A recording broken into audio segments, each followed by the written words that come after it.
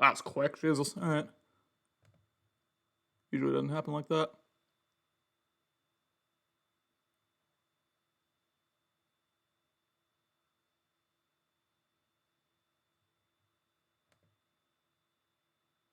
We're going to drop this down to 480p.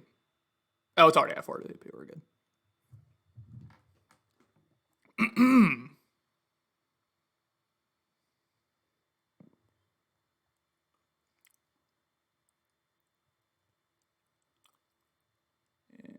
Twitch. Better League Network.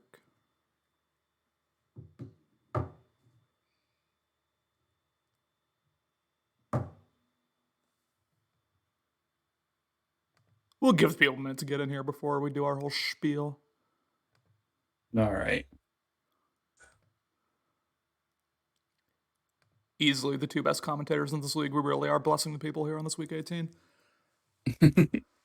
Yep. And that's good. Oh, and sound up. That would be Slightly helpful. slightly helpful, yeah. Good to actually be able to hear what's going on.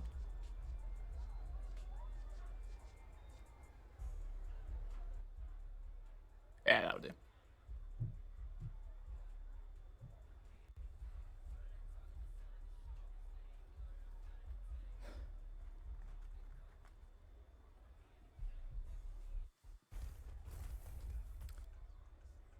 I've got some chicken tendies next to me. If y'all hear me chewing in the middle of the broadcast, sorry, but you don't pay us a salary. That's the type of commentary you're gonna get, ladies and gentlemen. Hey, ain't nothing wrong getting your grub on while you commentate. That's facts.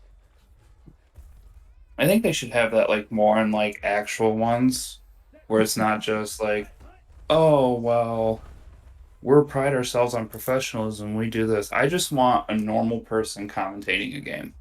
Yeah. Just bring like a fan from each team into the booth, and just say like, if you curse, you're gone. But other than that, go crazy. Like, So like instead of the Manning cast, it's just a fan cast where you just have like two random fans chosen. that would be fantastic. Ladies and gentlemen, welcome to I believe it's my first ever Red Zone. It won't start off as a Red Zone, but we are here regardless. We got two really important games coming up.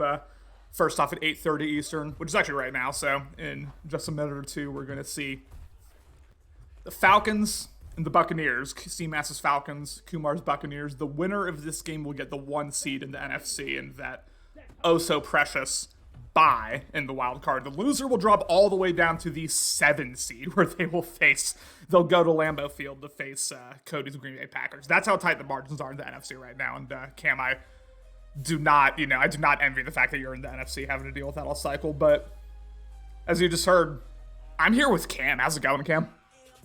Oh, it's going good. I mean, being in the NFC is going to be tough, but you take it one season at a time. This season, finding out which players are good or not, and well, turns out most of the Seattle players were not the greatest. Oh, okay? You meant your Seattle Seahawks players. I thought you were talking about like me, Lucky, and Morty. I was about to start punching the air midstream. Absolutely not. Thank you. It's nothing but love to the city of Seattle here in BL. I appreciate that. Now, the virtual Seattle Seahawks, I got my love for a few of them.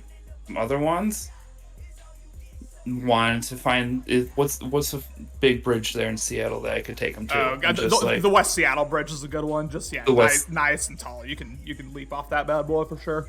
I won't be leaping. I'll be pushing. There's a few that won't be back.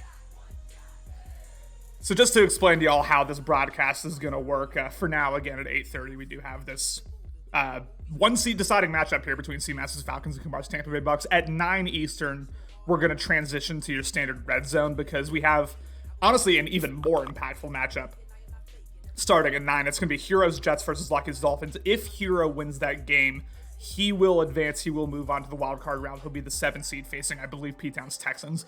If he loses, if Lucky's able to beat him, then it will be Ben's Kansas City Chiefs that make it. Despite a 5-game losing streak, they will, if that happens, sneak into the wild card round, again, facing P-Town's Texans. So A lot on the line here, a lot to decide. But we'll talk about this first game here, Dan, with the back secures in the chat. I appreciate that. Cam, I don't know how much you've watched either of these users. I don't know if you've played either of these users, but CMAS's Falcons, Kumar's Bucks, both have had very, very impressive seasons, predicated primarily in the passing game on offense. What is your feel for how this game's going to go down? What's your prediction? So I've played both of these teams this season, lost both games, but the difference is my game against Kumar was a lot closer than my game against CMAS. CMAS has the ability to both run and pass with extreme effectiveness if he chooses to go that route. Kumar is more one-dimensional on the offensive side of the ball. So if CMAS can shut down the pass, he doesn't have much of a running game to lean on just in case it goes south fast. Yeah, and I think Kumar's pretty open about that. He just doesn't enjoy running the ball. He would prefer, like, if the 10 rush rule wasn't a thing, I think he would only run it like 3-4 times a game, and he would just go, just full air raid on him. But the Atlanta Falcons, are going to take the field. I'm going to be at like a 5 out of 10 on energy level here because, I am in a library room. Like, if I talk in my normal voice, no one can hear me, but I can't start screaming because that would get me thrown out of here real quick. But this is real interesting here. Desmond Ridder, Ezekiel Elliott, obviously you've got, the tall boys and Drake London and Kyle Pitts. We're going to have a handoff here to start things off. Zeke Elliott able to make something happen there, although ends up getting gang tackled there by 4 Bucks, and they're going to give him a really weird spot there. 2nd and 10, they said he went back to the line of scrimmage. Yeah, it's a weird spot. It looked like maybe the stiff arm kind of pushed him back a little bit after he gained those yardage. Potentially, yeah, and we'll talk obviously a lot about the playoffs overall. We'll get to that, but for these first drives, at least, I want to give them regular play-by-play. We're going to have kind of an RPO setup here. Trips to the left. We'll have another handoff here. This time it is Cordell Patterson, the mostly known as a return threat in the special teams, but that time he's able to get a gain of 7, make it a more manageable 3rd and 3. And I do have to ask, with so many weapons on the field, Drake London, Kyle Pitts, obviously, Ridley with a decent amount of speed, like, what do you prioritize stopping here if you're the Bucks? Like, what are you saying? Okay, like, you are not going to beat me this game.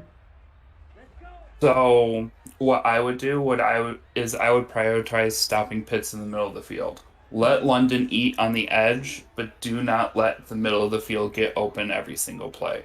There's enough speed on this Buccaneers defense to make up for catching Drake London, but if you let Pitts go wild in the middle, there's not enough speed that's going to catch him. A more unheralded threat there by Edwards, able to get a gain of 6 in the first down, the first down of this game for the Atlanta Falcons. And yeah, I tend to agree. Shut down Pitts, that will be CMAS's first read, especially on these 3rd down plays where he needs to pick up a first down. We're gonna have kind of a power concept here. Zeke Elliott has room. Zeke Elliott with some speed, able to take it all the way to the 43-ish, the 43-yard line. Good run there by CMAS, and like you said, that might end up being the difference in this game is their willingness to run the ball. And I mean, watching CMAS's games, if his defense starts not getting stopped, he'll abandon the run. But with Kumar and his quick strike ability, if you can keep the ball out of his hands, you just keep pounding the rock on him because he's not going to be able to stop you. The counter gets absolutely blown up there. The right time to send a man blitz. There were no lanes for Zeke to run through there, as that'll be the first loss of yardage there, 2nd 11. Yeah, we'll see. If CMAS has a lead, if he's feeling comfortable, he's one of the most dangerous users in the league. One of the hardest to stop. So we'll see what he's able to do here. Had a bit of a levels concept until he went to that angle route as he will take a deep shot here. Bad read, intercepted by Antoine Winfield. Just, tried to take that shot and will this be a pick 6? No, it is not, but tried to take that shot up the sideline and it just wasn't there. Winfield was all over that. That was down on arrival. Yeah, that one was I think probably tried to freeform a bullet pass to the back shoulder. But on that one, with the safety playing that flat, you got to throw more of a lead him down the field lob pass because he can out-jump Winfield no matter what down the field. But if you allow Winfield to get that jump, there's no way you're going to be able to recover from that. Handoff here. Heard us talking shit, but that will be dropped down very quickly. Darden there with getting stuck in the line. And Dan saying these games also decide the MVP. Dan, could you elaborate on that a little more in the chat? Because I haven't looked at the MVP race in a while, which I actually should because I know Jonathan Taylor's like in the top 5 at least. But elaborate, please, on like who is in the top 2, 3 in the MVP race, because I don't know. I haven't checked in a while. I think it's Arnold Ebit. How do you pronounce his last name? His edge rusher is up there. Yeah. He's got a ton of sacks, and my guess is outside of that, maybe Zeke. I have no idea though. Brees Hall, I think, too. Brees Hall is a Heroes running back. I think he's up there as well. 3rd and 2 here. He comes out and has the slant wide open. He will go to it as he gets decleated for the 2nd straight time. But Kumar's going to use hurry up a lot. He's also going to come out and empty a lot, not even hiding what he tries to do. But I think Kumar feels with these weapons and with that set feet lead Tom Brady, like, good luck stopping me, even if you know what's coming. Yeah, and I mean, especially if the game starts lagging, Kumar will go to hurry up more often to kind of throw you off and not allow you to make those adjustments. So it's something CMAS is going to have to look out for, is that Kumar does take advantage of sometimes his shoddy internet connection. And, not to pocket watch here on Bell League Network, but, Kumar is obviously, doing pretty well for himself. You have to wonder, like, what's with the internet? I don't get it. Very strange, but regardless here, good using that CMAS. And now Tom Brady, of all people, is going, oh my God. If you as a user get juked by Tom Brady, you might as well just put down the controller and retire. Yeah, that's a retirement moment right there. Yep. We'll see you in Madden 24 CMAS. That's tough. Tom Brady with the first down, right? I mean, it's kind of like when Brian Urlacher got juked by Brady that one time. I hate to bring up bad memories, but we all remember it. Well, that was on the downslide of his career at that point. Yeah, so that's true. now we see where he's at in life, and he has hair and just. As Tom Brady's going to take a seam shot, and that will be intercepted. Horrible positioning there by the wide receiver. Will this be a pick six? Maybe. As Anderson now, he will get dragged down there. The 33-yard line. Back-to-back picks here to start this game, and both coming on deep vertical shots. Maybe a little bit too aggressive here by both users. I mean, this is what both users have gotten here, is vertical shots either on the seams or to their tall receivers outside. So if both of them are playing it, I think there will be a lot of interceptions this game. Potentially, Desmond Ridder will drop back as he goes immediately to the dump off. Zeke Elliott with not a lot. Had the break tackle animation there, but not able to do a ton with it. 2nd and 10, and P-Town saying 2 things. This Bucs O-line doesn't allow any pressure. That's facts. Maybe the best O-line in the league. And then saying Brady put the keys on, I assume the Jets on to make that tackle. Yeah. Potentially a touchdown saving tackle there. Zeke Elliott's going to try to run outside. Atlanta already with 5 handoffs, compared to only 3 rushes. We do, I know you were saying he's a bit more balanced than Kumar, but we do still associate CMAS with, a pass-heavy attack. 5 rushes compared to 3 passes. Do you think that may be strategic here, or just trying to maybe throw Kumar off early? I think he's trying to set up Kumar. Because, I mean, you get the run game going, you get Zeke going, he's going to start cheating up with those safeties that he likes to use, and all it takes is cheating up one time.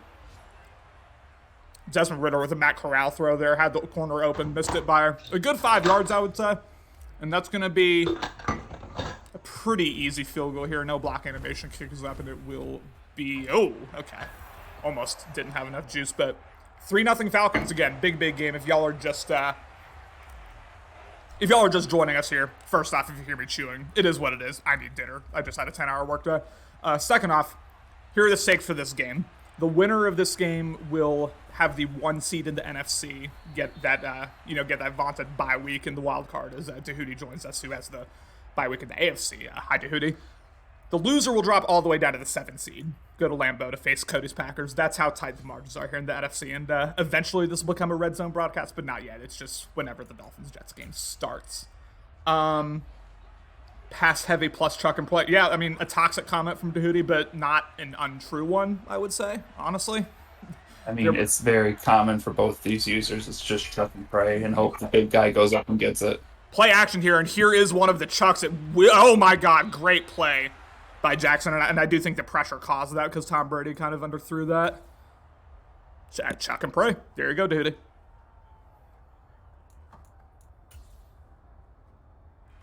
Yeah, it's just one of those times trying to fit it into Mike Evans and the defensive back getting that speed boost at the end just to get the swat. Trapped on Grady Jarrett, had to drag open. Instead, he'll wait for the out route as Godwin just gets tripped there. But still enough for a first down. Both users a bit shaky here on offense, but... I think that's one of the downsides for CMAS is very man-heavy, but with the route running ability of Godwin and Evans, I think will spell trouble for him in man coverage all game. Yeah, I absolutely agree. Oh my goodness, Mike Evans gets a little sticky with that left stick, breaks another tackle, and then falls forward to the 43-yard line. Yeah, You absolutely cannot spam man coverage. Like, I don't think you could really spam man coverage against anyone. Like, I think eventually they'll pick it up, but yeah, especially both against a user, you know, as smart as Kumar offensively, and then B, yeah, against these weapons he has. It's just you got to be smart. There is one user you can spam man coverage against all game, and it works. Oh, is that fast? Do you want to maybe get a little toxic? It's Ben. Wow. You spam man coverage and just cover McCall Hardman over the top with your user. Yeah. Ben, Cam pretty much just called you an idiot. Do you have a response to that? I don't think he's in here. He won't hear this. Says we have a screen here on 2nd and 2. Interesting play call, and you know, CMAS derides the panic tackles all the time. I barely have enough time to commentate with all this hurry up. My God, Kumar, you're canceled. End of the first quarter. Yeah, I mean, the panic tackles that CMAS loves so much, and yet here they are being used, and they're very effective. Very obvious man coverage, as well as a handoff here on 3rd and 3. It's Kumar really, I don't know if he's on conservative or what's going on. Jesus Christ. It's going to be real hard for me to get these takes off, ladies and gentlemen. And even more so for Cam here, as we'll have a quick dump off here to the backup tight end, Brait. Able to fall forward for a gain of 6. Finally, we get a chance to breathe. Yeah, I don't know what it is, but since he moved Darden from wide receiver to running back, he just doesn't fumble. I don't know if he's on conservative or not, but no matter how hard you hit him, he does not fumble for being as small as he is. Yeah, that is kind of wild, because I've seen plenty of smaller running backs and wide receivers. Yeah, I've seen definitely cough it up, as we will have a drop back here as, that increased throw power, able to get it in there on the slant as Mike Evans, and we will once again have hurry up here. Trips to the right. Again, pretty obvious man coverage. We'll see if Kumar's able to adapt, as this will be an inside zone dart, and not a lot going there, 2nd and 9. And that one, you can tell Kumar's not used to running the ball, trying to make that cut back when he had the lane to the outside of the guard. Yeah, absolutely. Yeah, good using by CMAS, and also, yeah, a little bit of indecision by Kumar. I'll get to who all is watching this in a second after this play. 2nd and 9. Again, the second straight inside zone. This time, Darden picks the right lane, but that swarming Falcons front 7 just not giving a lot. 3rd and 8. We got CMAS watching his own stream. We got Dan, DeHootie, P-Town, Cam, obviously. We got Nico, Steele, Wolf Knight. Big shout out to all y'all. It's only going to get bigger here. It's only going to get more impactful as the game and as the night moves on. So thank you all so much for joining. And again, I can't yell because I'm in the middle of the library, so it is what it is. 3rd and 8 here, drops back. Only a 3-man rush. Oh my goodness, is Godwin able to take it all the way to the 1 yard line. I thought he had the post route open, but that's just as good. 1st and goal. Yeah, and it's that little scissors concept right there that'll throw that cover 4 zone off, because they'll follow one or neither, and on that time they followed neither. It's just he picked the more reliable receiver in Godwin. And there is a way to stop the QB sneak in this game. If you know, you know, but it looks like he's not doing it. It won't be a QB sneak. He's going to hand it off to the big boy. Brutal, I assume, holding penalty coming up. Yep, Cameron Brait costs his team a touchdown there. Putting a bad name on all the Camerons out there with that holding penalty. Wow, really just making all y'all look bad, I'm not going to lie. Tate saying, okay, I'm here, you can start. Here we are. The stream finally starts. Evan saying BL. Hi, Evan. We miss you. 1st and goal. Tight concept here. One of the first times he's used one of these all game is we'll have an RPO as he's going to drop way back. Wow, that is wide open. Touchdown, Bucks. Yeah, he loves that RPO with the little wheel route attached to the underneath. Ran it. It's his go-to red zone play, because he loves if you take away that tight end, he has a little dump off underneath. So if you're ever in the red zone, look out for that RPO coming. Yeah, it's definitely something in the playoffs.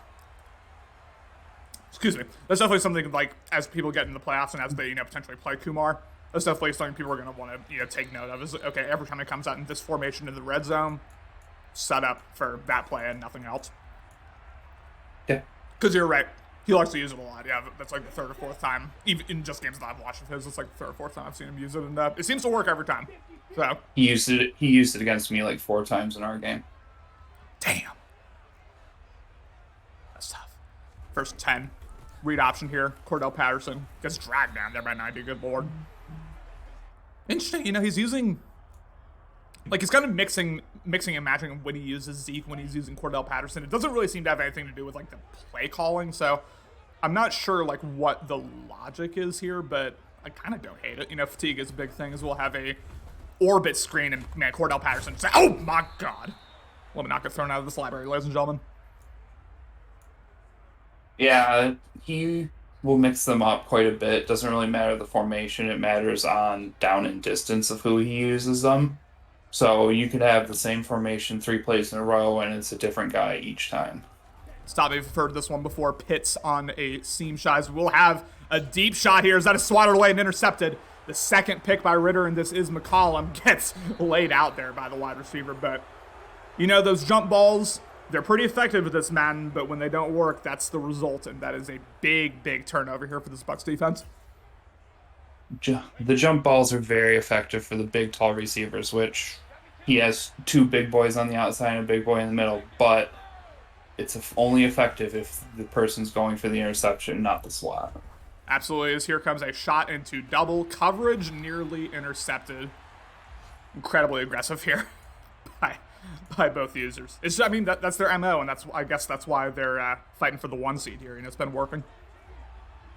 That incredible aggressiveness could backfire in the playoffs, but as of right now, it works perfectly fine for him, and it's a good regular season strategy to have. Seam shot here, Godwin with already his 3rd or 4th completion. Takes the 3rd, too. We will see more no huddle here. Gets him trapped in this double A gap a lot, which is pretty exploitable if you know what to do. Backs Jackson up. Might take a shot anyway. No, that's a curl route. Good change of pace there, especially after he, backed him up with his user. That's a good play by Kumar. Yeah, on that one, kind of watch him back up. You audible to that curl route. It's going to be open 95% of the time on that curl. Especially with faster passing from Brady, he'll get in there all the time. Sent heat for one of the first times, almost resulted in the pick 6, went for the SWAT animation instead, and Dan saying, #ask the booth. Are these the final 2 games of the regular season, or ... I hope so. I mean, I know Gamble and Nico said Force wins, so I assume it is, as we have a dump off here. Darden takes it for about a gain of 7. Feels like we've barely seen CMAS's offense. Like, everything's just ending in, like, a quick turnover, or as a short field. 3rd and 3 here. Again, more no huddle. It's another one of these kind of motion concepts here. We'll drop back. Edge threat gets through immediately. That is Abichetti. Regardless, gets a big sack. Yeah, I mean, that played perfectly in. I mean, that's what happens when you play with those linebackers on line of scrimmage. It throws the tackles off. So get that edge threat in there. You're going to get pretty much instantaneous pressure. Yeah, you hump the D tackle like, Alex Gossett does 20 times a game, and eventually it's going to work. Well, not work that well. He only got 6 wins, but, for other users it'll work maybe. I mean, still don't understand. His most successful Madden that he had was with Baker Mayfield as his quarterback, and he trades him away to develop a rookie who was probably the worst rookie quarterback out of that draft class. One of the worst. Granted, Baker was not much better, so I can't make comments for that one. I mean, Baker would have done better than fucking Corral. I mean, Jesus Christ. We talked about a horrendous season he had. 1st and 10. Trips to the left. CMAS really likes coming out in these trips, especially to the kind of shallow side of the field, as he will go to Kyle Pitts here. Gator great. Oh, my. Okay. The Bucs finally recover. This is, I believe, Marcus May, another Gator great. Yeah, it is. Takes it to 38. 3 turnovers here for Atlanta. Yeah, I think we're going to start seeing the Chuck and Pray CMAS offense coming up here soon. All it took was Kumar getting that small lead, and he abandoned the run game, even though it was effective for him. As soon as I call Cop, it's a Gator great who does that. Wow. Play action here. Oh, is he? Oh, my goodness. Yeah, I was about to say that's wide open. That just avoids his touchdown there. Casey Haber with a diving tackle. And, I mean, I want to say CMAS got the ball to start the game. Correct me if I'm wrong there. Yes, he 100% did. Yeah, he did. So we're going to see Tampa Bay most likely with a multi-possession lead and getting the ball to start the second. The drive for the 1 seed here, for CMAS just not going too hot, to say the least. It's been kind of an ugly game. Yeah, he's going to need a big momentum shift here coming up. I mean, either a pick, blocked field goal, fumble, Kumar disconnecting and then restarting. Any of those. And I have to ask, we've seen him come out in nickel double A gap, damn near like half the defensive snaps at this point. I wonder like what the strategy is here. Is Darden has absolutely nothing. Atlanta going to call their second timeout. He's coming out in that a lot. So the reason you come out in that is even if you don't call mid blitz, he'll make an adjustment on the defensive ends and have them like instead of I don't think it's pinching, it's like slanting outside. Sure. And doing that allows them to get a free rush off the outside. Huh. It's what Alex and CMAS both do to get that pressure on the double A gap. Get yourself a Mike Evans, ladies and gentlemen. Touchdown Bucks. The jump ball works for the first time all game for either user. Yeah, and that's one where there's nothing you could do as the defensive back. He got boxed out. Perfect pass for a jump ball for how tall is Mike Evans? Like 6'3", 6'4"? He's tall. And to be fair, that was also really good positioning. I mean, I'm not sure how much you could have done, no matter who that was. Yeah, there's no way that defensive back's getting through the body to make a play on that ball. Justin with some wild grammar here saying, what are the playoff significances of these games? I can't say I've ever heard the word significance used in that way, but haven't we put that in the tweet and all the different things we've talked about with this? I've said it 2 different times. We've been talking about it in Slack, but it's okay. I'll go on the whole spiel one more time here. It's Kyle Pitts is going to be wide open. Never mind. Great slot there by Smith. And here are the significances. Shout out to Justin Tooley. This game decides the 1 seed in the NFC. Whoever wins gets it, and then whoever loses is the 7 seed in the NFC, and will play Cody's Packers at Lambeau. And then for the other game, as he, will end up having to go to the dump off there, Zeke Elliott stays in bounds. The other game, which is Hero v. Lucky, if Hero wins, he's in. If not, Ben's in. It's that simple. And he's going to, Desmond Ridder, just really bad right now. Just really, really bad. I don't know how else to put it. Yeah, I think, he attempted a high pass on that one. Which I think at that point, you don't try anything special with that pass. You just throw it. Yeah. I have to agree. I mean, he had like 5 yards of separation. There's no reason to do that. You can't get fancy with the lower overall quarterbacks. It's going to bite you in the butt every single time. Mm-hmm. Absolutely. Here, 1st and 10. 26 seconds left. How aggressive will he get? It looks like pretty aggressive. Well, no, he goes to the swing pass there. Gets out of bounds. Tom Brady, other than that one pick, which is a pretty ugly one, Tom Brady having a really good game for himself. 80% completion. And Kumar just looks like the better user so far, honestly. Yeah, these receivers are eating this man coverage up, and I think Kumar's realizing all the man coverage that's being called and is taking advantage of it with these quick, short passes. Godwin just breaks that. Nothing doing there. I don't know if CMAS just gotta figure something out. I mean, it's, nothing's working so far, so just gonna have to reach deep into your bag here, and he goes back to the, I was about to say back to the double A bag, but audibles out of it. Quick question, what restaurant do I take the girl out of that? Wendy's. Culver's. You're in Wisconsin. I don't know, Justin. I don't live where you are. I don't know what restaurants are near there. Leaning towards a local Mexican. Now, are you willing to shit your pants on the first date? That, no lie, no joke. That's like pretty much exactly what I was going to ask him, because you never know. That's an honest to God worry at that point if you go to a local Mexican place. Mm-hmm.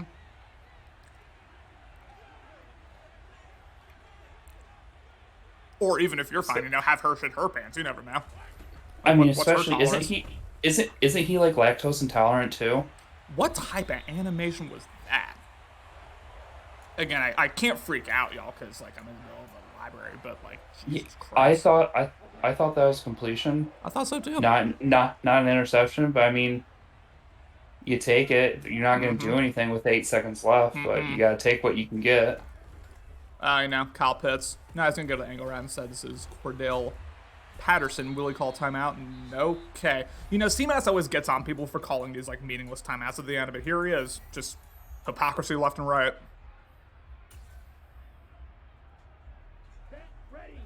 Matter of fact, that's what I'm going to ask him in the post-game, if he does post-game. Because he's always like, oh, why are you calling timeout? Well, who's this jump ball going to, Pitts or London? Wow, London somehow got two hands on it. Not able to come down with it. Desmond Ridder, 42 yards in that first half, and that will take us to halftime. 17-3. Buccaneers. That was a rough half. Yeah. I mean, short fields helped Kumar out. So, I mean, if he continues to turn the ball over and get those short fields, I think this is going to be a runaway here for the 1 seed. Yeah, I mean, if this becomes a situation where, oh, first time I've seen that in a Madden game. Just fall down. That's funny. If this becomes if this becomes a 3-possession lead, especially with, you know, all M factors activated, I really worry at that point about CMAS's chances to come back, because he just hasn't shown it. And if he feels like pressured to throw it deep, like even more than he already does, it really just feels like Kumar has a beat on that. As we have a halfback dive here. Darden chooses the hole wisely there. I think that might be his longest rush of the day. 2nd and 4. Yeah, I think at this point you're going to see a ground and pound out of Kumar because he's going to force CMAS to make mistakes. So you'll see more of this run the ball, quick short passes, and then eventually get CMAS to cheat up enough to take that deep shot to Evans. Pistol full house base. He comes out in there. Tom Brady will go down, the 2nd sack of the game for the Atlanta Falcons, and that's big. You know, anything to drive Kumar back, anything to make him uncomfortable, you need it, and he just got it. Yeah. I mean, gotta move that momentum bar down just a little bit at a time, so that way you can get to the point where it's not a factor anymore. Yeah, I mean, anything to just throw him off, like, however you can. Looks like this is going to be a 3-man rush, so he's going to have time. Huh. We'll see what happens here. He will drop back again. Has all sorts of time. Wow, that is just a beautiful throw by Tom Brady. Beautiful concept. Yeah, I mean, that's taking advantage of that man coverage right there. You have one guy dropping underneath, and it leaves that little vacant gap before the safety can get over there. Yeah, I mean, at this point, you know, man align, base align, get him to think, try something here as we'll drop back. Wow, the vertical shot is wide open, and that is a Ben special there. Touchdown Bucks, and I hate to say this in the 3rd quarter, that really kind of feels like game to me. Yeah, I mean, CMAS has no offense, and Kumar's having his way with CMAS's defense. That it's game unless a miracle happens. And you got to think, you know, assuming the result stays the way it is, and assuming that Cody, you know, ends up playing CMAS in the first round, you got to think that he's going to be watching, you know, what Kumar's doing here on defense, because this is some of the most I've seen this Falcons offense get shut down all season. Like, maybe the most. I can't think of another time where CMAS has looked this just, you know, without answers. And, like, the thing about it is it's not like he has good corners out there.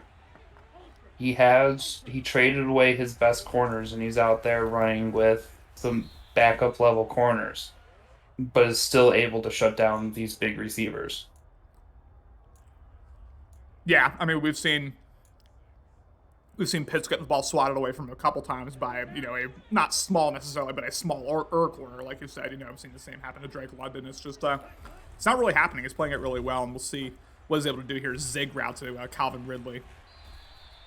Should have bet on the Bucks in this one, Calvin Ridley. Definitely should have bet on the Bucks. Yeah, I mean, at this point, he can't go deep. He has to methodically move the ball downfield, but it's too late to methodically move the ball at this point. That is, wow, as Desmond Ridder gets screamed at there. Marcus May. Already with a fumble recovery, the Gator Great does get his first sack of the game there on a DB blitz that just got completely just unpicked up. I think the other guy was coming in too. Okay, maybe not. Maybe it was just Marcus May, but man. Yeah, he had no shot on that play. Yeah. perfect time to call that defensive back blitz to catch him not paying attention. Quick drag routes, have him really go down here. 3rd and 9. And this is definitely 4-down territory. Like, if you don't get a first down here, excuse me, like, you have to go for it. You cannot give Kumar the ball back. And at this point, what can you call that'll get you guaranteed first down on that 4th down, though? Well, let me guess what he's going to go. Oh, my goodness. This is White. Wow. I thought that was going to be an easy first down. Instead, interesting animation here. He's going to go no huddle for, I think, the first time all game. Comes out an empty, which I don't love on a 4th and 1. But here we go. As he's really thinking about this here. This is an interesting play call. He's going to go to Kyle Pitts. Yeah, he's wide open. First down, Falcons.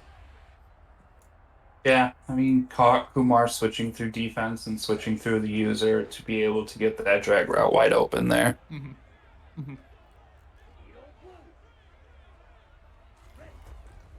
Eating some chicken at the wrong time. My goodness, good using here. So we will have a deep shot here as that gets swatted away.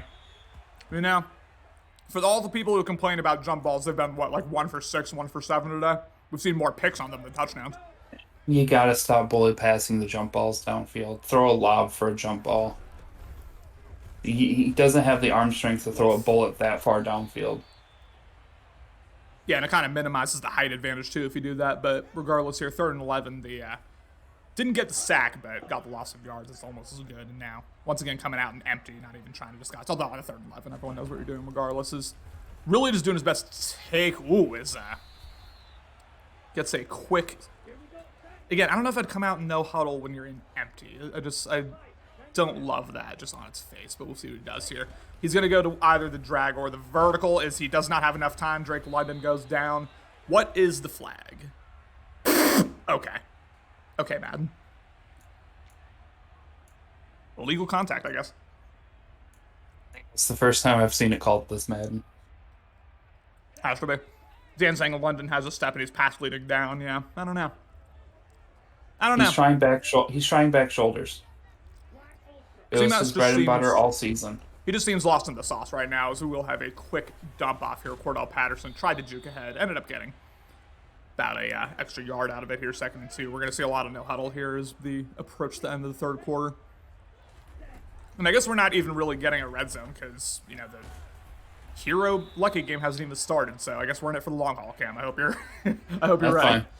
All right. That's all right. 1st and 10, more no huddle, obviously, coming out in a verts concept. Sends a little bit of heat. Has it wide open. Oh my God, intercepted by Hobbs. Way too late on that pass. And will this be a pick 6? Only have. Great animation, Madden. And yeah, if the last drive wasn't game, that most certainly is. The 3rd pick by Desmond Ritter. I mean, at this point, run the ball. Just take as much clock as you can. You're going to get first downs. And when do you take the starters out here in preparation for the playoffs? I don't think he does for the fact of why not make it embarrassing type of thing. Shit. No, so just rub it in. All right. I respect that. I mean, for as toxic as the NFC South has been this year, I think it's going to be that way when it comes down to these playoff games against each other. These, you make it, you're in. It's going to be, I'm going to run this down your throat all game type of style. And you know what's, you know, now that you bring that up, Cam, you know that's weird about that NFC South toxicity is most of the toxicity is coming from by far their worst user. Like, what's up with that? You know, sometimes you gotta be toxic when you can't win. So win by getting in your opponent's head. That's on God. Well, didn't do a lot. I'm not sure he won a divisional game, but regardless, he will, again, try to take off Tom Brady. That time it didn't work. And again, I'm not going to yell it. I'm in a library. I need some 4s, ladies and gentlemen. Put your 4s in the chat. For your boy. I'm not yelling. I'm not yelling it either, as Monica's asleep out on the couch with Bagel, and I do not want to get yelled at. As Hero says going live, I damn near, like, we might not even do Red Zone. I might just go to the Hero game, because this, I mean, this is pretty much over. Yeah. It's... Let's see as he will go for a 4th and 4. You know what? If Kumar gets this, I'm shutting it down. And he got it, and I'm shutting it down. All right. GG's, boys. We're going to the Hero game.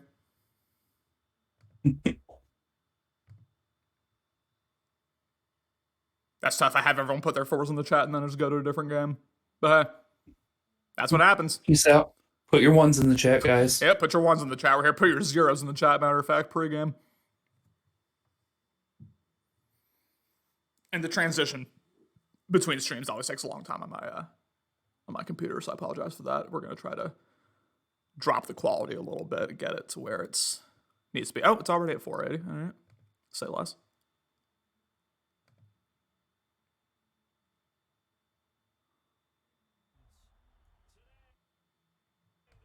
All right, tell you what, I'm gonna go up. We'll figure this out, ladies and gentlemen. I promise you. We'll get there. Yeah, we're here. So, are you seeing? Like, is Lucky just now receiving it on your screen? He just caught the ball now. Okay, I might be ahead of you actually then, but we'll figure it out. That's fine.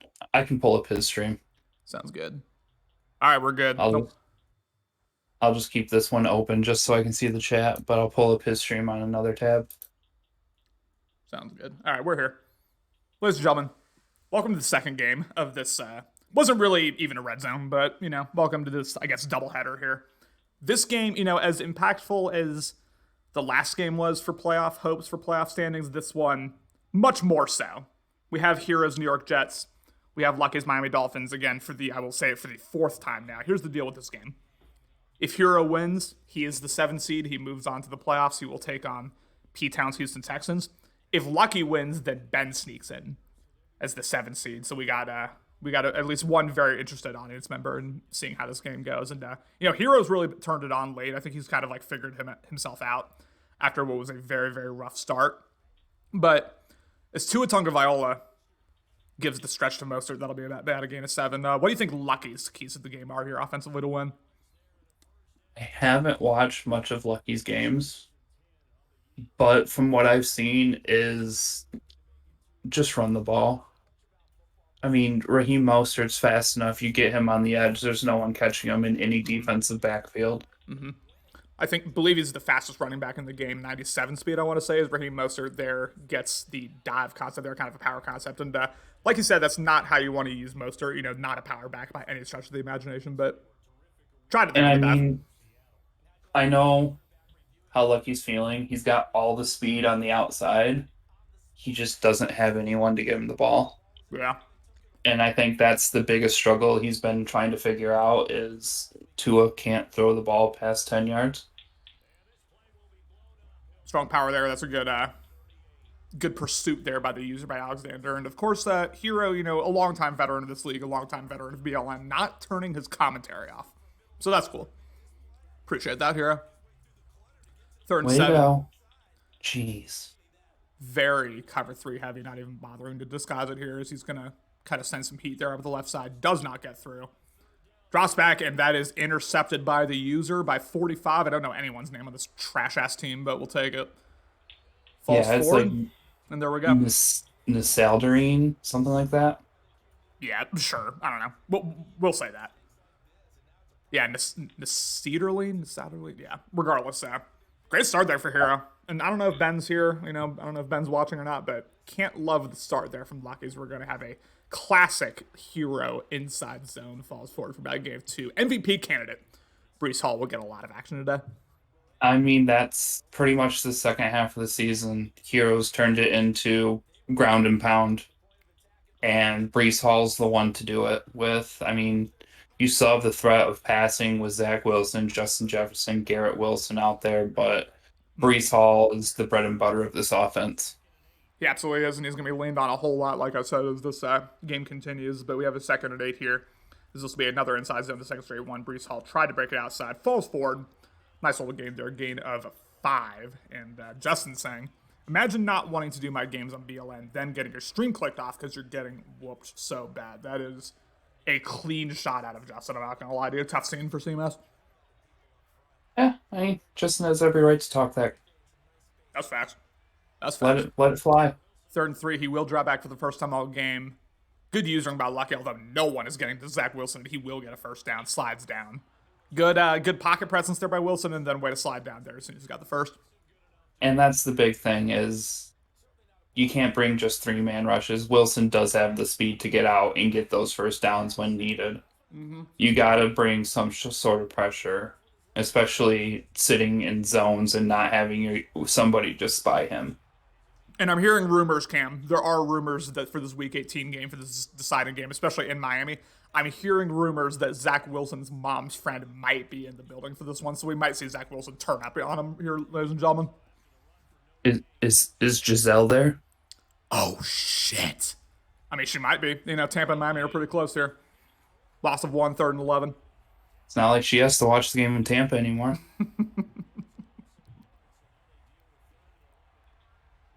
50% of the NFL salary, ladies and gentlemen, get your result. Although Giselle makes more than Tom, so I don't know how that's going to work in terms of absolutely. In terms of their settlement.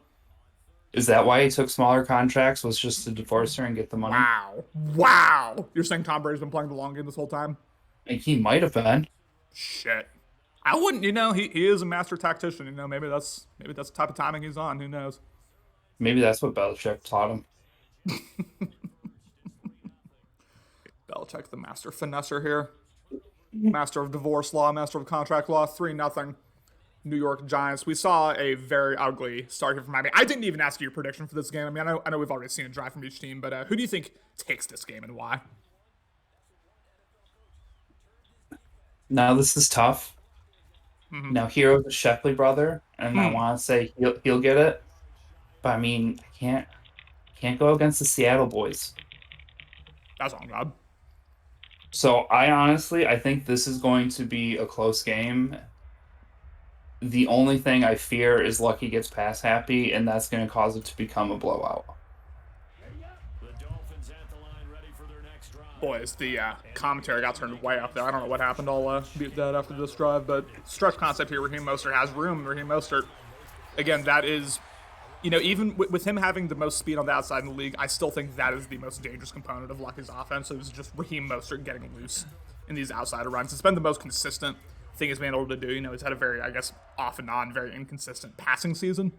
But man, you got to contain Raheem Mostert or else Lucky, A, he'll get run heavy, and B, it's going to be really, really hard to stop here. Yeah, I mean, as long as he sticks to the run, he's going to have it. He's going to have his lanes this game. He's going to have all of it.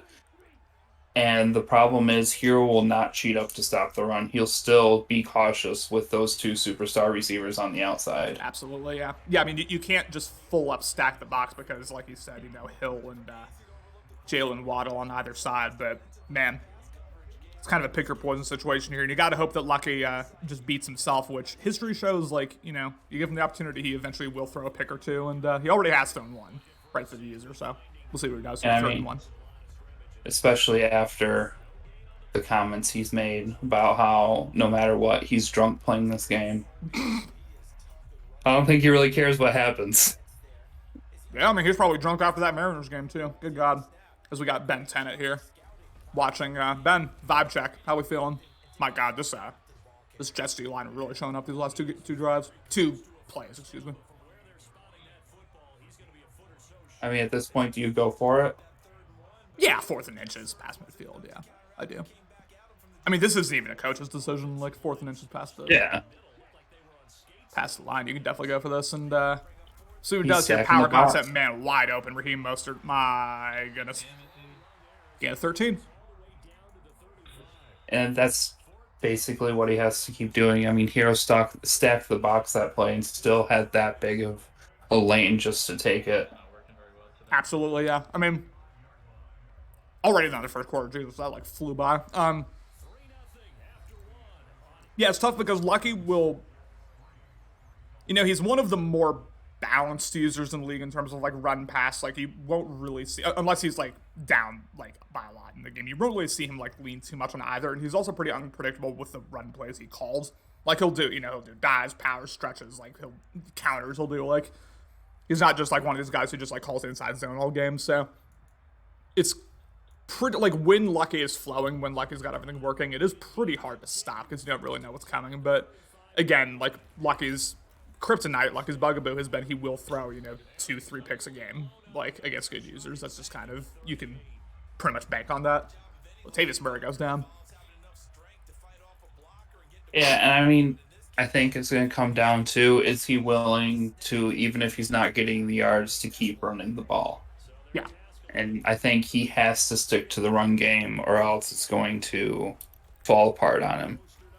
Absolutely. So he goes inside zone. Raheem Mostert breaks the tackle, but ultimately only able to get about a gain of 4 there. Raheem Mostert already with 10 touches. Second quarter just started, and now Lucky being pretty obvious with what he wants to do. Ben saying, ready to get on my knees for Lucky if he pulls this out. Better League Seattle 2023. That will be on a camera. That will be filmed. 3rd and 9. Dig route. Jesus gets decleated, but that is enough for a first down.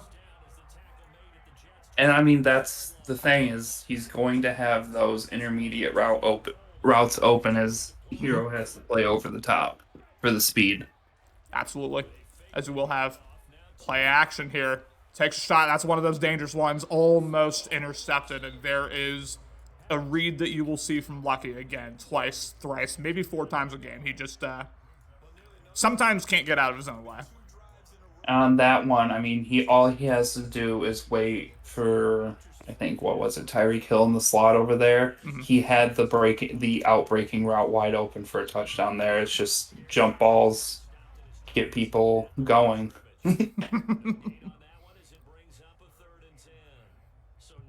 Listen, I can't argue with jump balls. I have DK. I can't say Hey, don't listen, throw jump balls. Yeah, no, do what gives you the best chance to win the game. Unfortunately, that was not the best read he had, like you said, but we'll see what he does here. Play action on 3rd and 10. I don't know who you're fooling us. He will end up going to the dump off. Not anywhere near enough for a first down. We're probably going to see the field goal unit come out here. Yes, we will. A long drive, but it only ends in 3. And I mean, I think perfect situation though. It's still a tie game. You didn't force anything needless downfield on that 3rd and long, and you stay in the game. You live to see another drive. Now, we've barely seen the Sierra offense. You know, he has 1 drive so far. It's on a short field. We've only really seen like 4 or 5 plays out of him. So for the first time all game, we'll see what this New York Jets offense looks like with a full drive. It's wow, that is a hard hit, but able to hang on. And now Zach Wilson, Breece Hall, and company will take the field. And again, playoff hopes on the line here from New York. This is a pressure-packed situation for Hero. I mean, it's win or go home for him. It's not even the playoffs yet, but this is a playoff game for him. Absolutely. Lucky has nothing to lose, and he has everything to lose. Yep, the pressure is absolutely on one sideline here, not on the other. Hero has shown, though, he has a clutch gene. 3 Super Bowls in Madden 22, a whole lot of, game-winning drives, a lot of clutch situations, clutch defensive stops. Shout out to little Alex. The wheel was open. So we'll see what he's able to do here. It's I don't doubt his mental, capabilities anymore, like I kind of did in Madden 21. Dumboff goes for a gain of 4. Zach Wilson, his first pass attempt of the game halfway through the second quarter. Yeah, I think you're going to see that. He's probably going to hit 12 at most pass attempts. It's going to be both these guys leaning on the ground and going with that as their main form of offense this game. That's just good old ground and pound football, baby. That's what it's supposed to be. Ford passes a mistake. 3rd and 5 here. He will drop back. Good using there, although, my goodness, the tight end with a really nice animation there kind of stopped and just snagged the ball out of the air. And that was towards an acrobat, but just gave him no time to even animate. Yeah, that's just a tough animation right there. Absolutely here inside zone once again, Breece Hall. And Breece Hall, MVP candidate, 7 for 10. Hero can't love what he's seeing, especially because I don't think Lucky has one of the more highly regarded run Ds in the league. I don't know the stats off the top of my head. It's definitely not in the top 10, I don't think. So he can't love this. Yeah, it's rough. Tough sledding. He's trying to get him to force to pass the ball, but I don't think it's going to come to that point just yet. Probably not now, as he does have trips to the right here on this one. Like you said, Justin Jefferson maybe the best threat here. Oh my God, Zach Wilson gets a little sticky, dare I say, and he will take off. As Zach Wilson gets decleated, but man, the fact that he even got 8 yards out of that's kind of crazy because I thought he was going to be down for a loss twice. Yeah, I mean, that's the problem you face. You have to have a contain on him. He's just going to get slippery. He's going to get out there. He's going to gain 7, 8 yards for a carry. And then you're just left with this situation where it's 3rd and 2 and the entire playbook's open. Ben, Dan, Taint, Evan, P-Town, Cam, Steele, Warren, Wolf Knight in here as Breece Hall once again just absolutely stood up there at the line of scrimmage. Now 4th and 2 46. The run game has not been working. Do you go for this? I would, for the fact of you have two really good receivers, and if you need to, you can scramble, but you also have the threat of the run. I might come out on an RPO look here, maybe one of those screens to the trip side, maybe, like something where you have just multiple options. Which he may be doing here. I see the stretch alert bubble. Oh, what's going on here? Setting his custom audibles. I like this. Get a little sweaty here in Week 18. Looks like that's exactly what he's going to do here. A stretch alert bubble, and we'll see what that kind of end player does there. Yeah, took that away. Brees Hall will get the first down anymore. Brees Hall gets loose for the first time. Brees Hall might have a touchdown. No, he's not, but big fourth down conversion here for an offense that's been kind of stagnant. That was a big play for Hero. That was, and now down here close to the red zone, the pass isn't going to be there. Running lanes are going to be tighter. Can Brees Hall make a guy miss in a hole and get that last 20 yards that he needs? Absolutely, and we may see that. Hi, we'll get to in 1 second here after I call this play, as he has X wide open, as he will go to it, and that is a possession catch. CMAS, I'll be honest, we didn't watch the fourth quarter. Talk to me about that. You missed the biggest comeback in PL history. Are you serious? You weren't calming the end? Are you being serious right now? I came back in here because I thought you guys were going to talk about the comeback. I got the 1 seed, baby. Oh. I'm fucking with you. Okay, Jesus. Thank God. Okay. that was good. That was good acting. Yeah, I was believing you there. So, talk to me about the game. Yeah, just kind of a rough going. Yeah, it was rough going.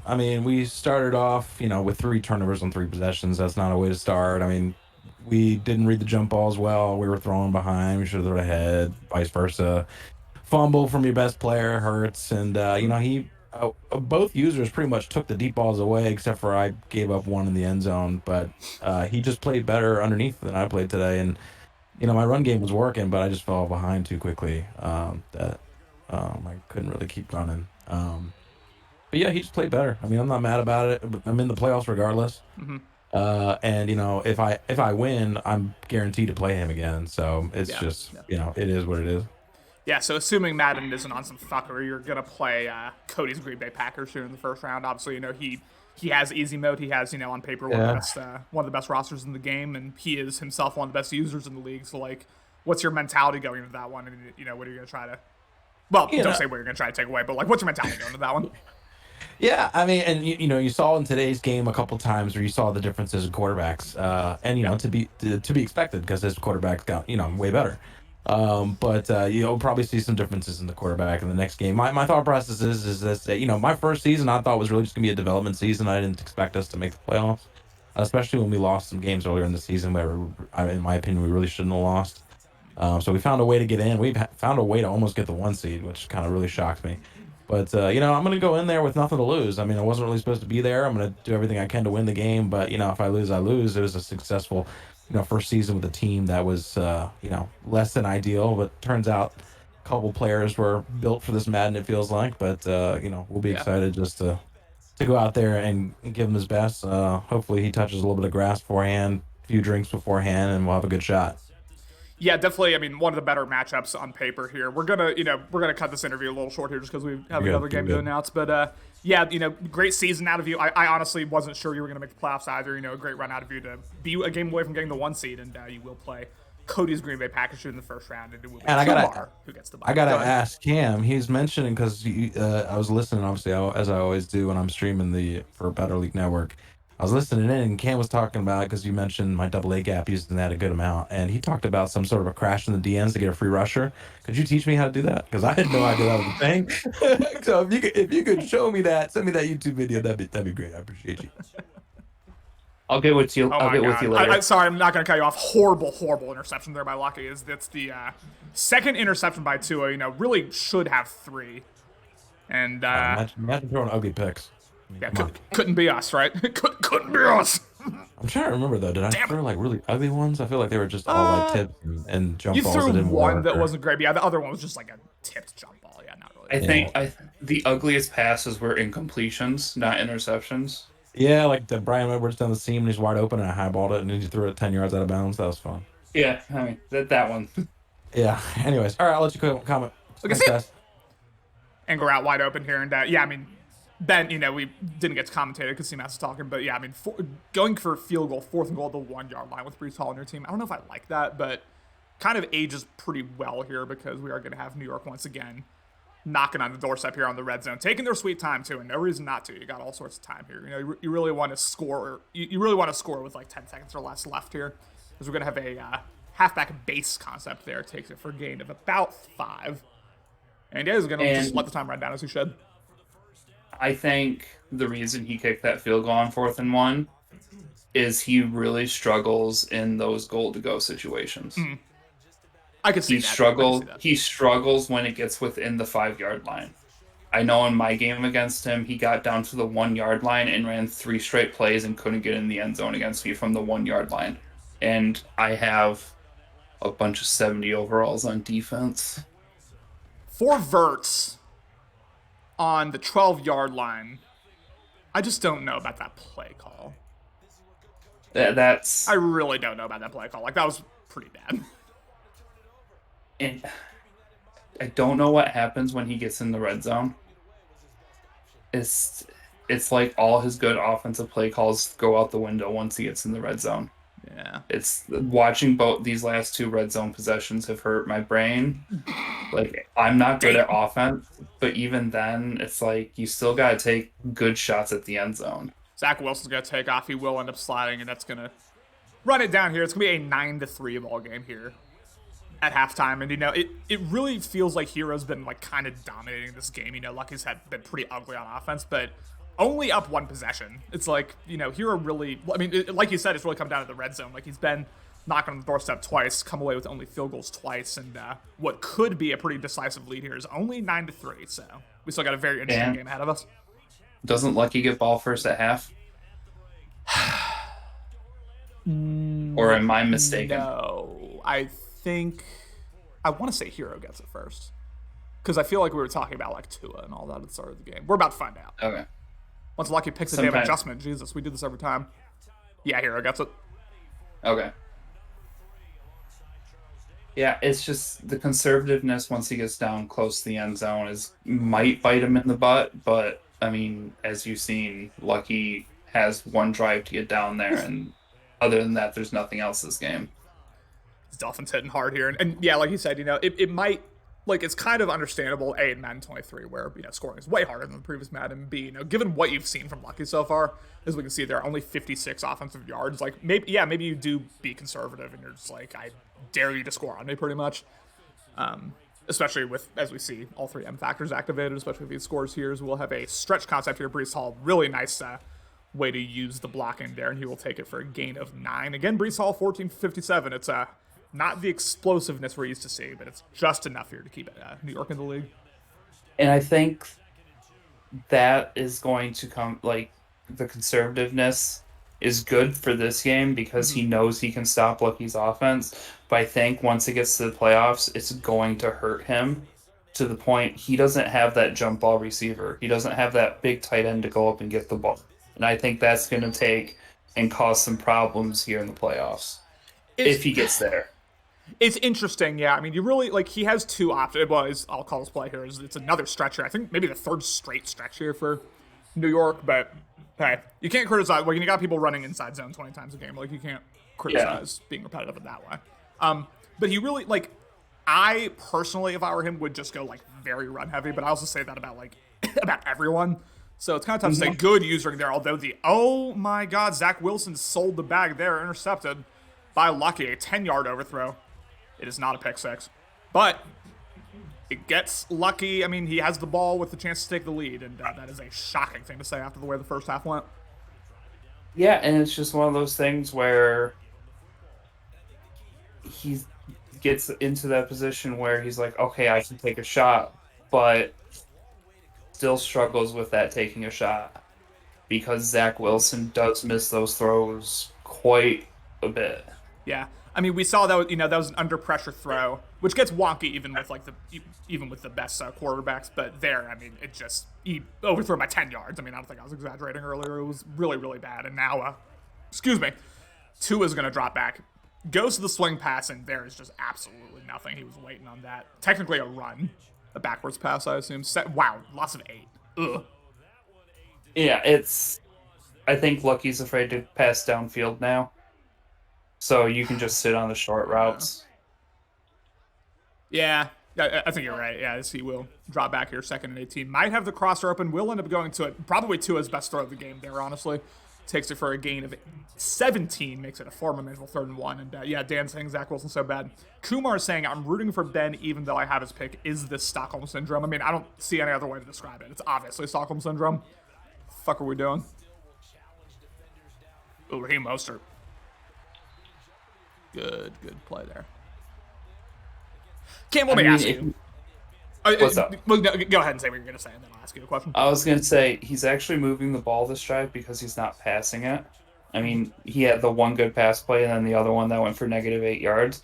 But this has been pure just pound the ball right at him. Both users in love with this stretch bubble RPO concept here. I do have to ask, as you look, like, we are obviously heading into the playoffs. I think playoffs are going to be after this game's over, literally. Who are your favorites to make it out of each conference? And if you want some time to think about it, like, let me know. That's totally fine. But I just want to know what your, like, overall, like, Super Bowl prediction is as we approach here. Oh, my God, Raheem Mostert. Woo, that's 9-7 speed there, ladies and gentlemen. Most running backs do not make that. But what's your Super Bowl prediction here in season 40? It's hard to tell. I mean, in the NFC, Kumar's the number 1 seed, but he has obvious flaws on offense. Austin, I don't know what happened these last few weeks of the season to take him from the 1 seed. What, he's 5 or 6 now? I really don't know, to be honest with you. But yeah, he's not the one, I can tell you that much. I don't see any one dominant user out of the NFC. Yeah. The AFC, from what I've watched from all of this, I mean, you're going to have to remind me, like, because it's, Dehudi out of the North. Mm-hmm. Dehudi got the 1. Dehudi's the 1. Oof. Then you have, Justin Justin, P-Town. You're in. I'm in. You got, either Hero or Ben, we'll see. And then it's Phil. Yeah, Chase. Phil and Chase. Yeah. I honestly don't see one person that sticks out to me. I'm going to call this play real quick. Biggest play of the game here. 4th and goal at the 1. He will do a QB sneak, and that is a touchdown for Miami. Kansas City going crazy. Miami going crazy. He will take the lead for the first time all game. But yeah, continue your thoughts here. I mean, if I had to pick one, I would have to go Dehudi as my Super Bowl favorite in these playoffs. Just because, looking at the AFC, the biggest threats in the AFC are Dehudi, Chase, and then you. Out of the teams that are going to make the playoffs that have the roster talent to carry to a Super Bowl. So we're just completely we're saying fuck Justin Thielen. Like, that's pretty much what we're doing here on this network production. Have you seen his clutch gene in the playoffs other than the wild card round? Say less. I don't disagree with you. Outside of the wild card round, he can hold on to, when's the last time he made the Super Bowl? Like Madden 19, the very beginning of Madden 20, I think. So the last time he made the Super Bowl was either the first or the second season of Madden 20. He has not been close. It's because he played against Alex and tried to scramble with Rodgers right into a fumble to end the game. Mm-hmm. That's the last time he made the Super Bowl. So I gotta go with, those are my top 3 in the AFC, and my top 3 in the NFC. It's gonna be Austin, it's gonna be Kumar, and Cody as the top 3 in the NFC. Almost intercepted there on the 3rd and 13. And Hero, again, pretty dominant first half, but not able to pull away on the scoreboard. And all of a sudden, he's finding himself in a pretty big, it's not a great situation here, we'll say, for Hero. I'm going to pick Cody out of the NFC and Dehudi out of the AFC. Okay. That was quite a few people's, coming into the season. That was quite a few people's Super Bowl predictions. I think Cody and Dehudi actually had the 2 most Super Bowl champion votes out of anyone. Cody obviously was by far the most. So, maybe for how wild this season's been, maybe it will end up being chalkier in terms of preseason expectations. We'll see. But 10-9 Miami here. Not to get too far ahead of ourselves here, as we'll have play action here. Tua rolling off to the left. Is he? Oh my goodness, intercepted, and there you go. I hate to say it about my Seattle brother, about my better league brother here, but you're gonna see those reads out of lucky. It is what it is. I mean, he had the flat wide open right there. Mm-hmm. I mean, at that point, it's take what he's giving you. He's giving you every single. I mean, even then, he had Tyreek behind them too. Now, am I saying I would have seen that? Not necessarily, but I'm in the announcer's booth here. I can criticize. Yeah, I think he's locking into one read and going with that, regardless of what the defense shows him right now. Mm-hmm. I mean, this is for the last regular season game, it hasn't been the prettiest game in the world, but I mean, you talk about high stakes, you talk about high intensity. This is exactly what we want here on Better League Network, and it's a lot better than that fucking Falcons-Bucks game. Jesus Christ, CMS, come on now. 2nd and 6, approaching the end of the third quarter here, and y'all know what I'm gonna need, but not yet. Brings Barrios to the left, ends up kind of setting up a trips concept there to the left side. As Lucky's defense just doesn't know what to do. Has A open, he will go to it, and oh my goodness, what a catch by Barrios. That's unbelievable. And ladies and gentlemen, for the final time in season 40, in the regular season at least, put your fours in the chat. Thank you, Cam. You're welcome. But, I mean, from the showing that I'm seeing right now out of Hero, I don't know if he makes a wild card round if he makes it. Well, he plays P-Town. I don't know how much P-Town you've watched, baby. He's been quite good, especially with that Texans roster. He's had a really good season. So, yeah, based on what I've seen now, I would have P-Town as honestly the pretty heavy favorite. But Hero does have that Super Bowl pedigree. I don't know. I mean, you can't completely discount that. But yeah, based on what we've seen, for sure. He just had a guy running by himself in the end zone for the entire play and took the dump off to Breece Hall. So we're saying he's blind. Yes. Okay. Okay. Yeah. I guess both of you are blind. Yeah. I think we're gonna try not to make mistakes, but trying not to make a mistake is hurting him in the long run. Breece Hall with one man to beat ends up falling forward for a gain of 18, and both you. It's been a very dump-off heavy, very conservative game, which, that's usually how I play, try to play. So, on one hand, I can appreciate it, but, when you've got a guy wide open, like you said, it's tough. And we're seeing some Madden 22 play calling here. A lot of inside zone. Breece Hall, oh my goodness, nothing there. And that's... You can't... It's been this way the entire game once he gets in the red zone. It's inside zone, trying the flats. He's not looking for a rub route to get somebody open over the middle. He's looking at the flats or just running right up the gut and hoping it works. Yeah. I mean, if he ends up... Well, let me call this play first, and then I'll give my take here. A second goal here, power concept here. Breece Hall wide open. Touchdown, Jets. And I mean, that one, he stretched the defense out when it worked. Absolutely. Rather than going right up the gut, you got to go to the outside down on these goal line situations.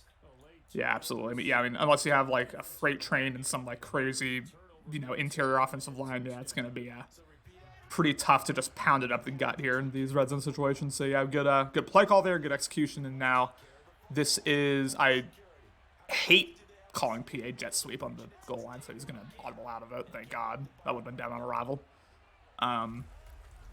Halfback dive, Breece Hall gets screamed at, nothing doing. 15-10 Jets, Miami taking over. Yeah, I mean, for as ugly as this game is, it's still a good game. And it still is going to come down to the last minute, I think. Oh, yeah. Like you said, not particularly well played, but, it's close, it's competitive, it's high stakes. That's all you want. And apparently, Kalon Barnes likes to hump his blocker on the kick return. Maybe that's why Alex wanted to keep him, so he could hump the defensive lineman and on the kick return. He just needs that humper. I think that's what he was missing. You think it turns a 6-win user into a 16-win user? Maybe he gets that. Absolutely. He gets that type of energy in the special teams. I mean, what? With Kalon Barnes, he went to the preseason tournament final. Without him, 6 wins. That's all he got. Jesus. Cam's just spitting nothing but facts right now, ladies and gentlemen. I hear no lies. in this booth right now. Second and 11, tough stretch play there. Again, very stretch heavy. Just very stretch heavy from both users. We'll have play action. I don't see anyone. Wow, curl route. Goes to that a lot. Nothing doing there. 2 of 4 for 10. 3 picks. When you have only 1 fewer interception than completion, and you're still driving to take the lead, that's how you know it just hasn't been that great of a game. Yards per attempt, a solid 3.9 this game. You love to see that. That's good old 1960s football right there. If you don't like this, you don't like Chicago Bears football. And I hate Chicago Bears football. Oh my god, flat's wide open. Okay, well, instead, I'll give him his credit. He did find him, but flats were open for a first down the whole damn time. Jalen Waddle might have been his first catch. It was his second catch on the line. Yeah. But I mean, I think they're both waiting for the other to make a mistake on defense, but neither's making a mistake on defense. All right. Cam, I'll ask for your take on the, oh my goodness, he's going to take a deep shot off his back foot. Nothing doing there. I'll ask for your take on this, and I'll also ask for the chat's take on this. If you're P-Town, you're watching this game, you've watched the way Ben's ended his season, who would you rather play if you're P-Town, Hero or Ben? Cam, I'll ask for your take on that, because I have a take personally. I would rather play Ben. Personally, I would rather play Ben. How come? For the fact of that is that, yes, the offense is really good for Ben, but the defense. Oh my goodness, not to interrupt you, holes. but this will be a touchdown for the Dolphins. 3 Jets dove at him, did not get him. Miami takes the lead. Continue your thoughts. I apologize. Yeah, I mean, with Ben, there's a lot more holes on the defensive side of the ball to take advantage of. A lot less straight speed, because this Jets defense has a lot of speed. Not the talent, but speed. But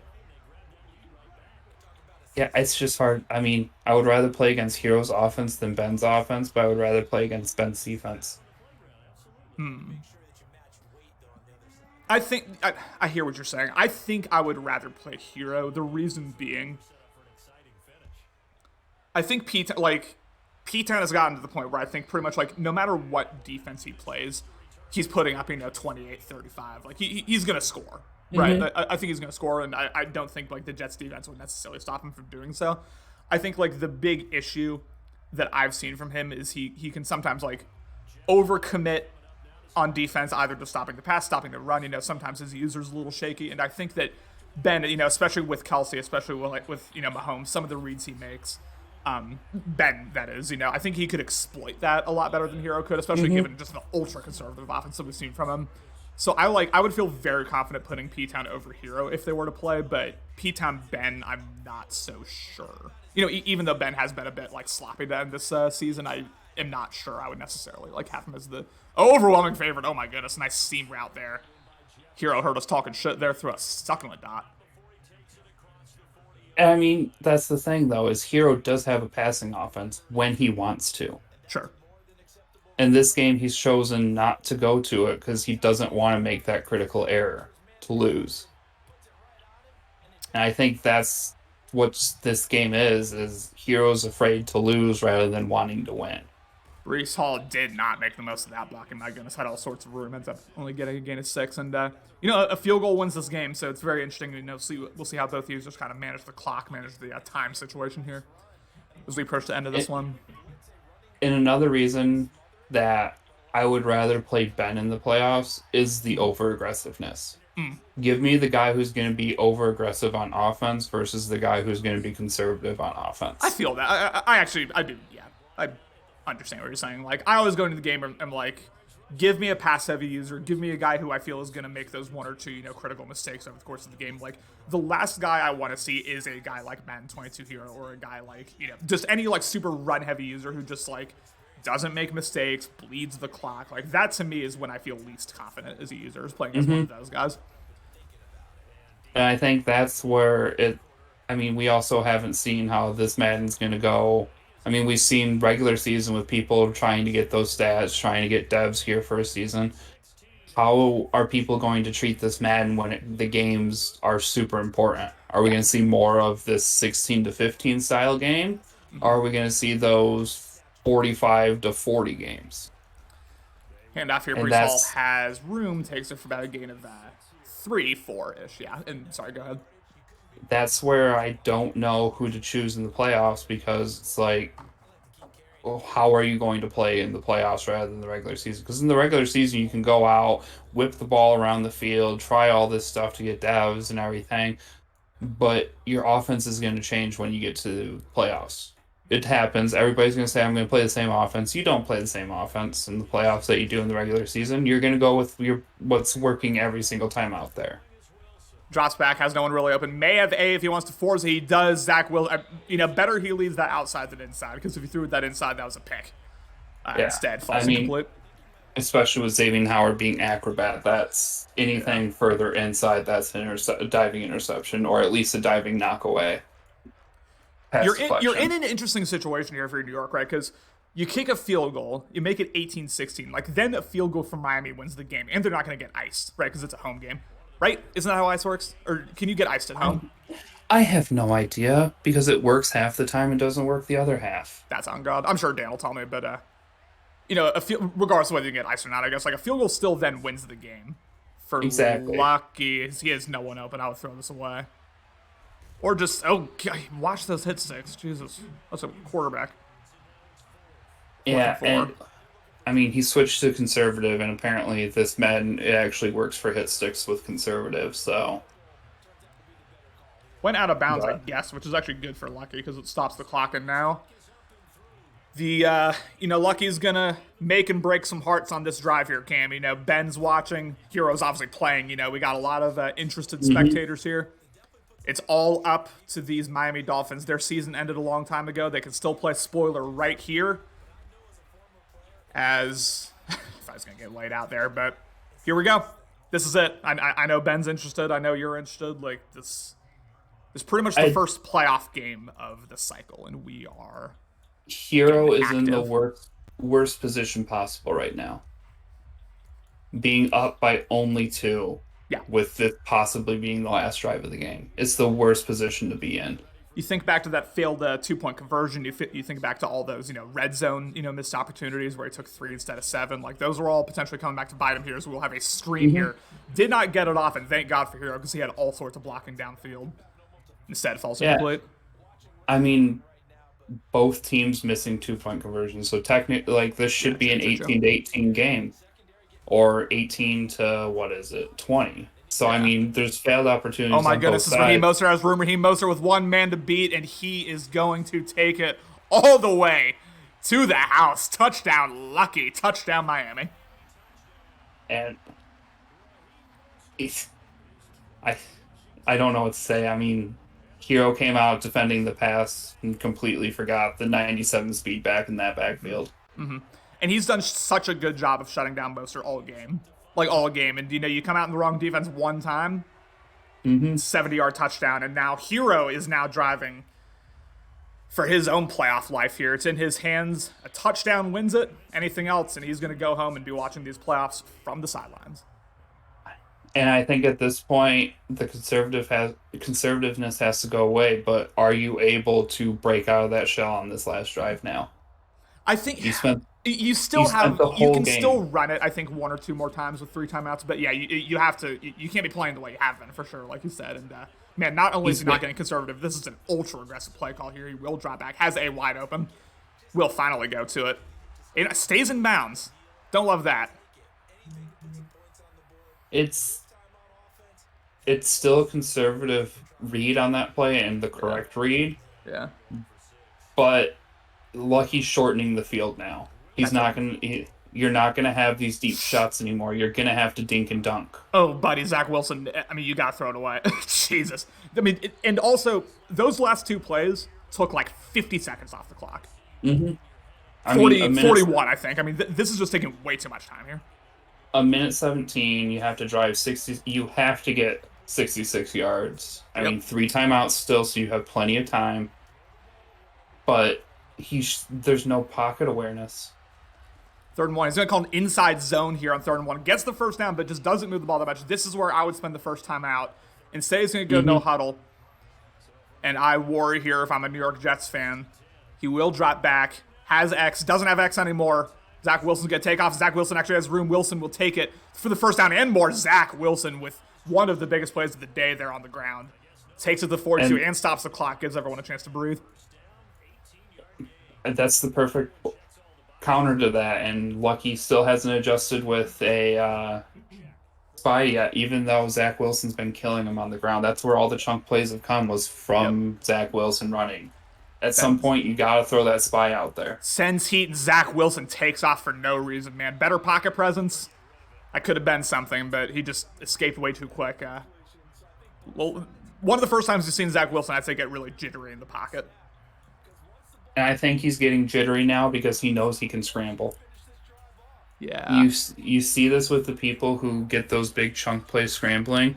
They're going to start scrambling more and more and more. Shout out to Steele. He doesn't have escape artist anymore, though. Yeah, true. Just down bad here. He may take a shot to A, will take a shot to A. Nice, aggressive catch here. Now you absolutely call your first time out, and he does. Man. I mean, this is what makes Better League great here. This is what makes, these games great. Like, it all rides on these next couple plays here for Hero. This is competition. This is what you love to see. I mean, it's coming at his greatest weakness right now. It's the red zone. Absolutely. He will drop back. Will have the end route open. He will go to it. Breece Hall falls forward, has the ball at the 8-yard line, and like you just said, this is where he has struggled to score. Will it continue? First and goal. Going with the same play call here. Had wide open. Didn't go to it. Angle route. Touch. Down. Breece Hall. Maybe a playoff ceiling touchdown there for the New York Jets. I mean, you don't cover it. You let it. I hate cover 4. I absolutely hate it in this game. Yeah. If you're going to call it, cover the middle of the field, because the middle of the field's wide open every single time on cover 4. Yeah, because what happened there was, Lucky knew that the flats would be unguarded because it was cover 4, so he ended up covering that, flat route. And then, like you said, middle of the field, wide the hell open. He will go to the... Will he get this? No, he doesn't. So this is interesting. Field goal still wins the game here for Miami, but only 18 seconds. Yes, 3 timeouts, but it's like... You do not have a lot of time here. And this ain't Madden 22. Madden 22, I'd give Lucky like a 50-50 shot. Not so much in Madden 23. I mean, Tua's got to do something. Yep. It's coming down to Tua and Tua alone. He's not going to have the... I mean, unless he catches Hero sleeping and is able to sneak a run for however many yards. That's why I said let it go. You just wasted 6 yards in 3 seconds, and now... You've made it even harder on yourself. 15 seconds, you got to get... We'll say you got to get, 50 yards here to get in the field goal? Yeah, approximately 50 yards to get in the field goal range, and I do not like Lucky's odds. What's the wind like this game? I haven't been paying attention because they haven't been kicking extra points. Yeah, you're right. It hasn't been extreme. I want to say it's like 5 mile an hour, and I think it's mostly a crosswind, so I don't think it's going to have a huge impact on this, on what happens here. I mean... Sanders has a big leg, so I think he can go, as long as the wind's slightly in his favor, he can probably go 62 to 65. So you got to get to at least midfield. Yeah, I'd say the 40-yard line damn near. I mean, I do know that Miami has one of the more powerful kickers in Jake Elliott. I'm assuming this is Jake Elliott? I don't actually know that, but... It's Jason Sanders. Jason Sanders, thank you. Yeah. Oh, man. Yeah, Hero didn't feel comfortable with that defense. He came out and this is cover 2 man. Oh my goodness! And that, I thought I caught that. Oh Jesus! He tried it. Yeah, I mean that was the shot he had to take. You complete that one, then you only have to get 15 more yards in your setup for a perfect field goal. Yep. And as Kumar just said, Hero did save that one time out for the ice if it does come down to it. But right now, Lucky just got to worry about getting field goal range because it's very doubtful at this point here. 2nd and 10, trips to the left. One of the biggest plays of the season here for these New York Jets. He will drop back. Oh my God, intercepted by number 9, and that will seal it. It will be Heroes. New York Jets moving on to the 7 seed to the wild card round, and Ben's Kansas City Chiefs will watch these playoffs from home. What a game, 24-23. Congrats to Hero, man. He did just enough. It was an ugly game, but he did just enough there at the end. Yeah, I mean, I think I might need a shower after watching this game. I mean, it's not because I'm sweaty. I just feel dirty. This was ugly. It was a slog in the mud game. Punch each other in the mouth so many times, and whoever's the last one to get back up. Yep. Oh, that's the wrong thing. I'll give the people a minute to get in here. And by the people, I mean Hero and Lucky. But Cam, just final thoughts on that game. Final thoughts on, again, not the best game of Madden we've ever seen, but ended up being intense, ended up being sweaty, and Hero moves on. Give me your thoughts on that one. I mean, I think the better team won, even though they both played to lose. Yeah. I mean, for ending season 40 on that game, you can't end it on a better game between two of the better users in this league. Is a great matchup, great situation with a lot on the line. Mm-hmm. Great game. I mean, I can't even say, oh, this was a bad game. It was ugly, but it was the perfect game, though. Yeah, to absolutely. solidify what Madden 23 is. Going from Madden 22, where this game would have been like 56-55 at the end, but instead it's a 24-23 game. Yeah, no, I mean, I like the score lines a lot more for sure. It feels like defense actually matters. Yeah, I mean, like you said, great game to end season 40 here. Is someone's trying to get into the booth? I don't know. I believe it. It's Lucky. Oh, well, hi, Lucky. Fuck Robbie Ray, first off. Second off, give me your thoughts on this season, this game, whatever you want to talk about, as the Miami Dolphins look to reload for season 41. Interesting season. Kind of knew coming into it that missing 6 weeks was going to be tough to get out of that hole, but felt okay about how the season went. Otherwise, I didn't lose any teams that didn't end up over 500. Felt like even ones that felt bad at the moment, like honestly losing to Ryan, he ended up, I think, being a lot better than a lot of us expected him to be. So shout out to him, respect to him. But sorry, I didn't mean to come here and make this about him. No, but I feel pretty good about this season. I didn't get to develop my team as much as I wanted. Honestly, that almost bugs me more than losing games in this first season, is missing like what feels like the biggest time to develop your team. So I'm not quite where I want the team to be at this point of what I would have expected. But we got some things to work on this offseason. We got some cap space. We got a couple high picks. I don't know. I'm looking forward to seeing what we can do with this team moving forward. As you look forward, into the offseason to season 41, what do you think is the single biggest area that you need to address in order to make your team, like roster-wise, in order to make your team more competitive heading into next season? I think my biggest weakness is the passing game. I think I have not done a good job of figuring out how to be successful there.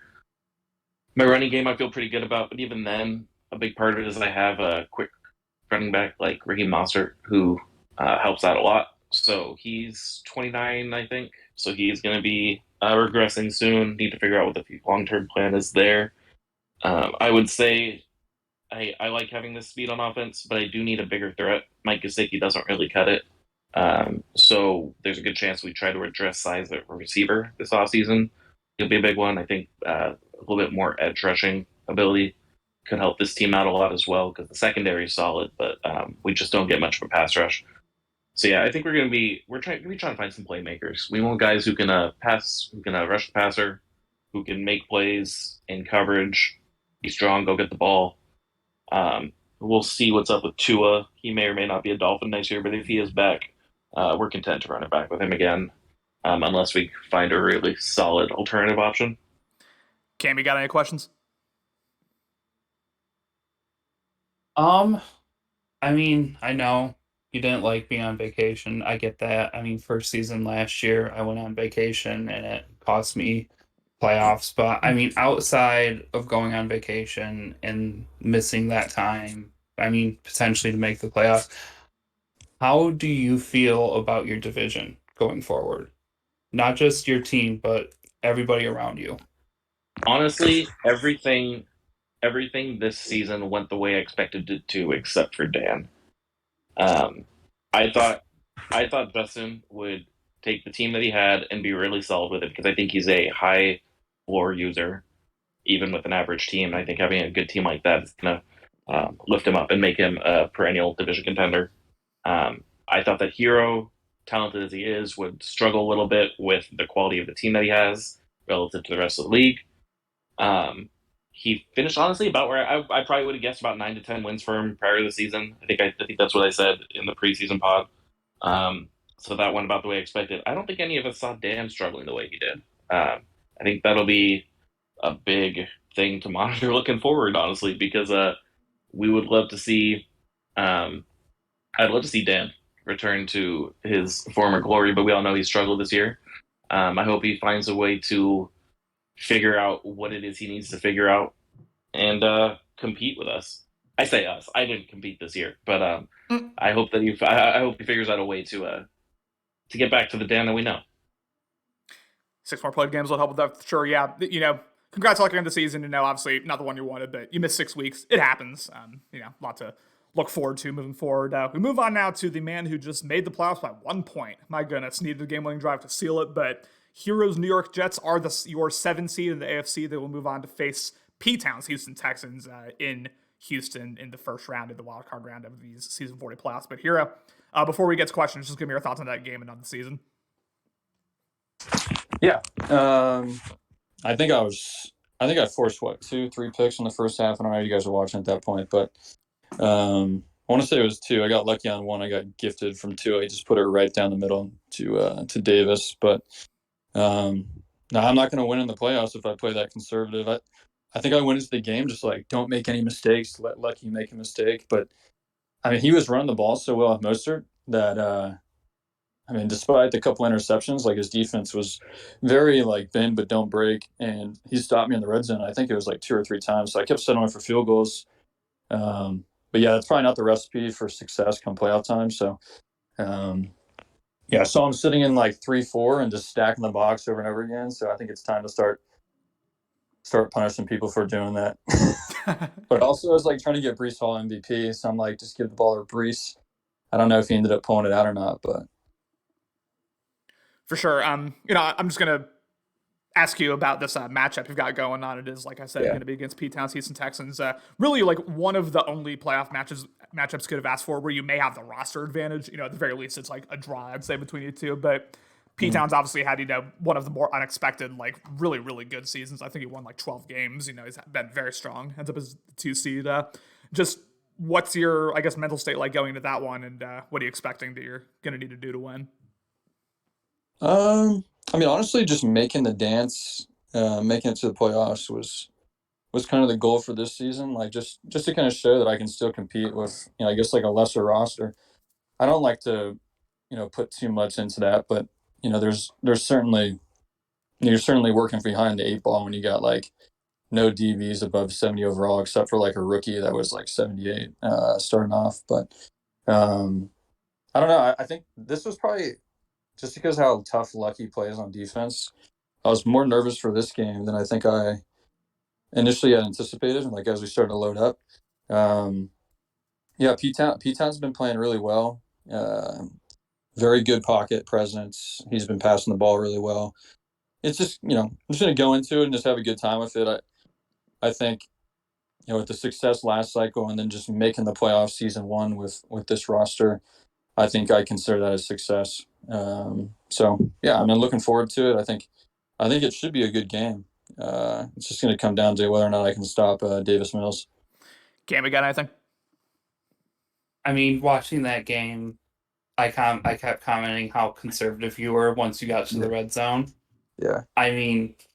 Is that something that's going to continue in the playoffs? Or are you going to open up the entire playbook and basically balls to the wall as soon as you get within the 20?